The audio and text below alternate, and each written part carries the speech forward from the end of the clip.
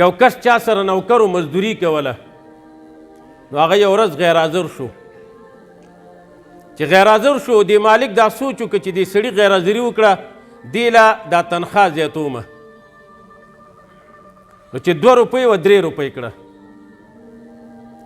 سړی چې راغی نو دې ورته ویلي چې تنخوا مې ستا زیاته کړه روزانه به زه تاله 1 روپۍ زیاته در کوم سړي هېڅ څه مو نه ویلي ورځې تېرېدې بله ورځ دا سړی چې و دې بیا غیر حاضري وکړله دې مالک سوچ وکړه چې ما ورته 1 روپۍ زیاته کړې ده او دې بیا غیر حاضري وکړه سبا له چې راغی د 1 روپۍ ته کموم سبا له چې راغی ورته ویل هغه 1 روپۍ مې چې زیاته کړې وه مې درنه بېرته کمه کړه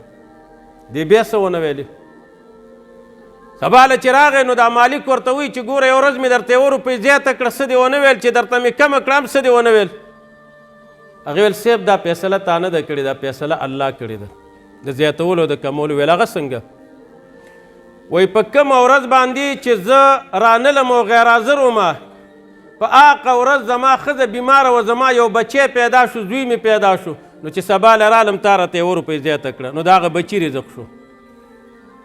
په بله ورځ چې زه غیر حاضر وم او تا رانه 1 روپۍ کمه کړه زما غیر حاضري دا وه چې زما پلار وفات شو په دې ورځ باندې نو هغه 1 روپۍ چې کومه اضافه مقرر وه نو د پلار د مرګ په وجې باندې هغه تا رانه کټ کړل نو ما هېڅ ځکه ونه ویلي چې بچی دې راکړې 1 روپۍ دې راله الله زیاته کړه چې پلار دې رانه واغسته 1 روپۍ دې رانه کمه کړه نو ما ځکه څه ونه ویلي